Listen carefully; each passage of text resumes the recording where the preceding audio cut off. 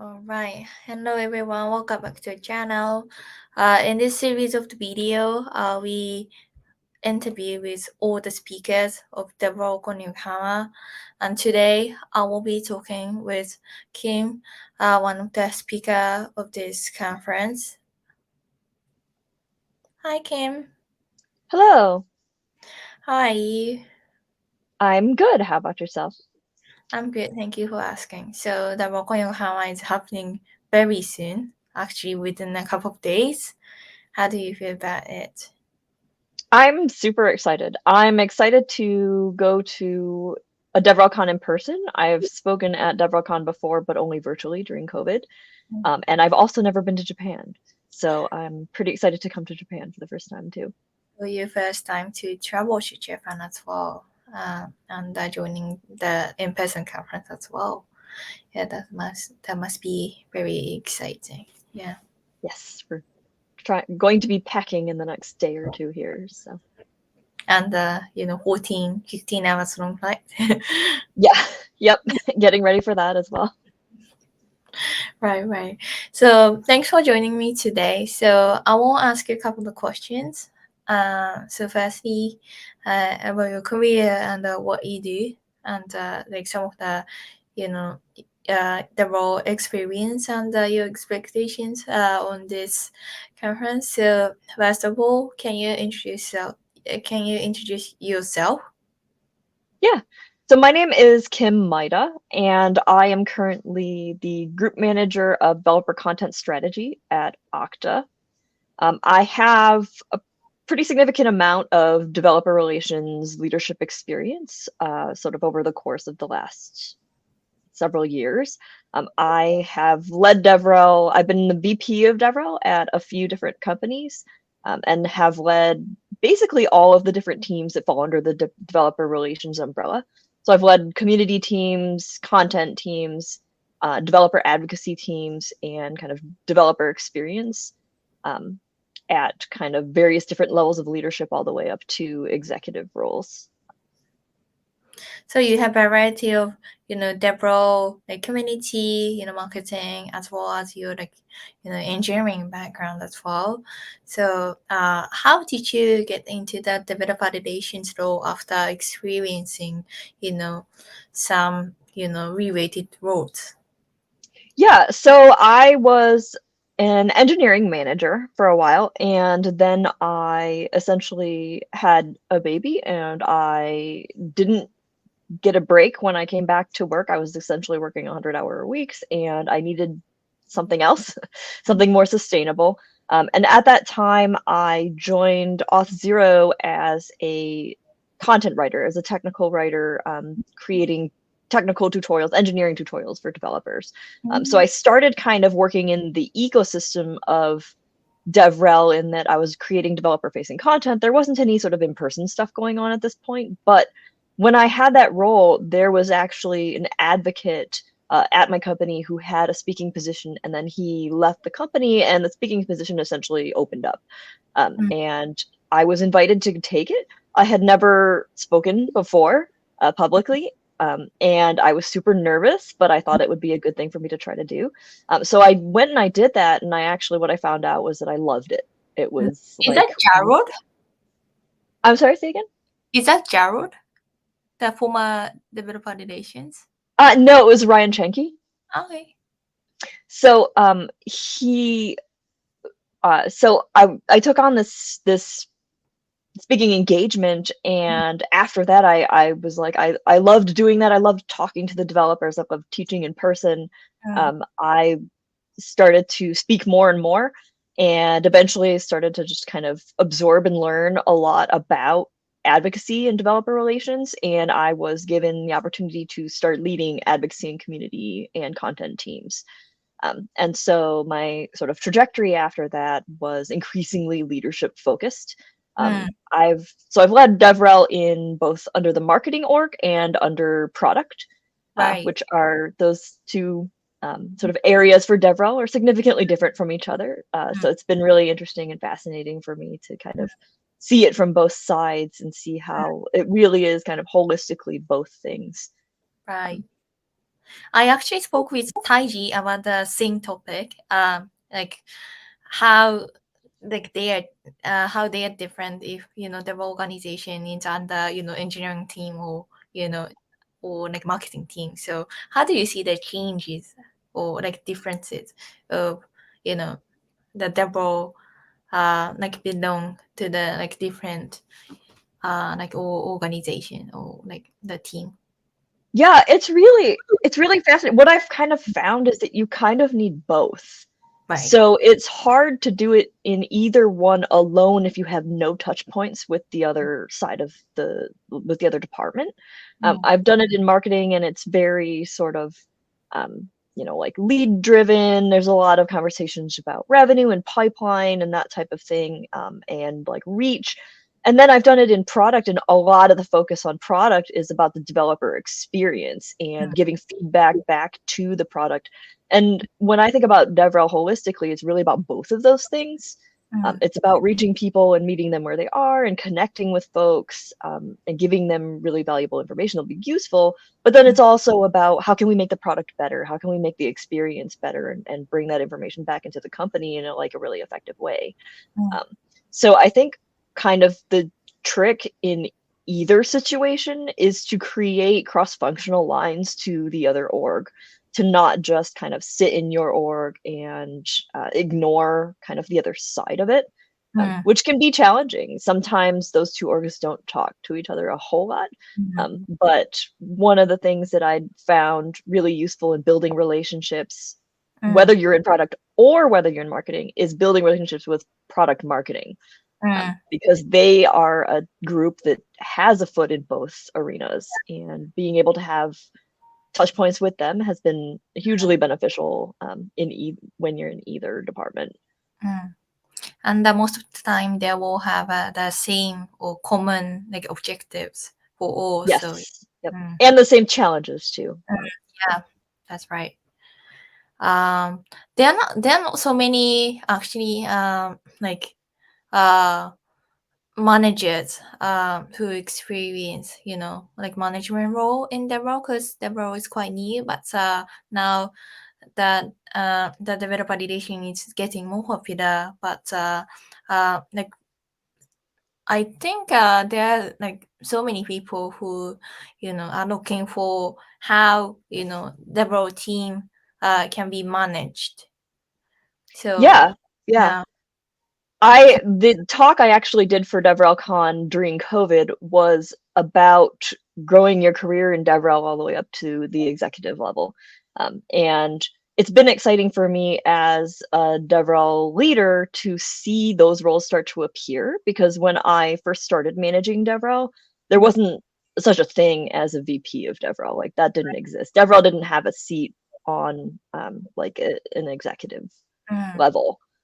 And now seeing those roles appear and seeing more and more of them, and being able to get together with and talk to people who hold those roles across different companies and really have kind of a foot in the business interests of the mm, company, as well as very strong ties to the developer interests. It's been really rewarding for me to see the discipline grow in mm, that way. And having kind of gone up that ladder step by step, and having to really kind of fight my way through it too, because when I started leading DevRel, there were certain positions that didn't exist even at like the director level. mm, So it was really like just manager of DevRel, and that's as high as it went. But what I had kind of found was that the work that I was doing, mm, was the same work the directors were doing for other sister disciplines, mm, and kind of putting a stake in the ground at a company and saying, hey, like this role needs to be aligned with these other director level roles. It's the same type of work, it's the same scope. We really need to kind of forge a career path for mm, folks if we want to be successful in this area.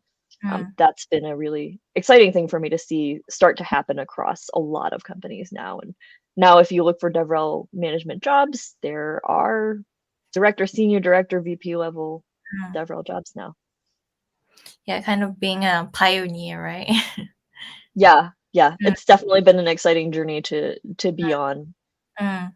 Is it difficult for you to discover your path to build your career, because there is no role model, because the developer relation is quite new, and there is no one else to do the same job. Yeah, so the career path challenge was something that I thought long and hard about, especially when I had kind of reached what I perceived at the time as the highest that I could go in DevRel at a specific company, because it was what I was talking about with the director thing. Like there was no director of DevRel; it didn't exist. So I had reached this point where I was essentially doing a director's job, and that role didn't exist. So I was thinking, well, what can I do with my career now? Like, how can I continue to advance um, if there's no more rungs on this ladder? Mm, And so, I started to have conversations with people about moving back to engineering. I started to think about what maybe I could go into product management. But ultimately, what ended up happening was that I was able to move to a company where they did have director level role for it. And I was able to kind of continue to make a case for why it's valuable to have mm, roles at these levels, and kind of bring in people in developer relations leadership who have much stronger knowledge about how the business itself operates. mm, And that becomes very important kind of as you go up towards like the VP level. mm, But yeah, like these days, it is a lot easier to see a trajectory and a path, a career mm, path. mm, Even like 2 years ago, like that wasn't the case. So mm, it's very exciting for me we're starting to see less of that struggle with folks, like where they get into DevRel and then they're like, I have no future prospects because there's no career path. People mm, aren't really saying that as much anymore. mm, And even if it's not as common as other paths like through engineering and things like that, it's starting to become more and more common. I'm starting to see like a lot more job openings and roles being advertised like on LinkedIn and things, for higher level, senior level mm. managers and directors for DevRel. So they noticed that like they need to hire like management level people, especially for that role, to manage to lead the team. Yeah. Well, and Yeah. also to manage cross-functional relationships. DevRel is so cross-functional. Yeah. You really need folks who can forge those relationships across the Yeah. entire breadth of the company. Like marketing, product, engineering, Yep. or Yep. sometimes HR, or yeah. Exactly. Yeah. That's gonna be very helpful for everyone. How you work, how you have been working cross functionally. Yeah, that's gonna be a tip. Yeah.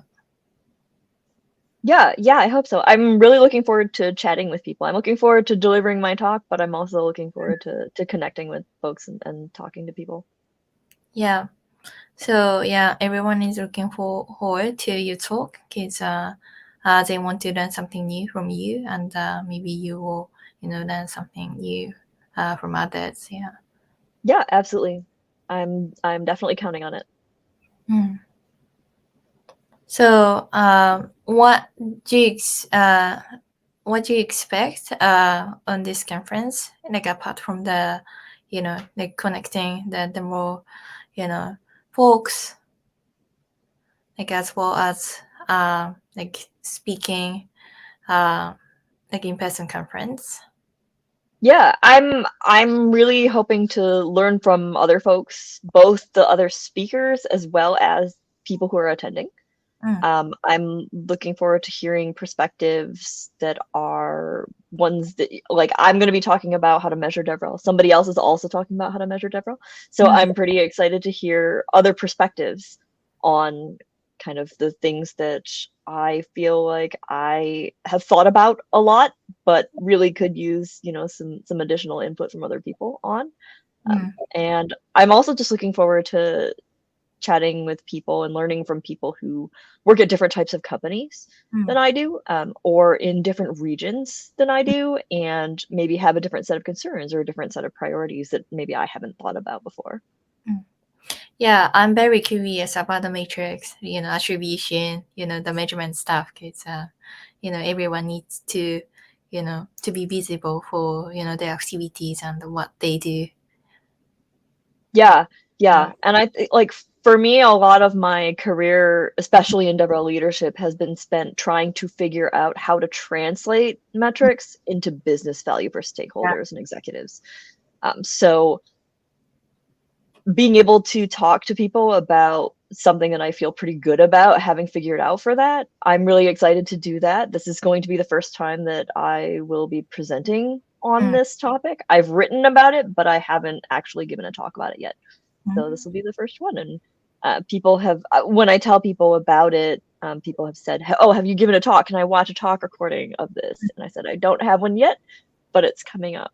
So That's going to be very brand new. And yeah, I'm very looking forward to it. yeah, thank you so much, and thank you so much for inviting me to speak at the conference. Yeah, thank you so much for joining me today. We are very, excited to have you on the conference, and the conference is actually, next week. So Yeah, see super excited. see you there. Yeah, definitely. So again, thank you for joining me today, Kim, and for general people, um, please do RSVP this conference. Don't miss it. This might be very um, very great opportunity for everyone to learn something new, uh, to join the in-person conference as well as Yeah, connecting with other developer folks. yeah, thank you, and I look forward to meeting people. Yeah, thank you so much.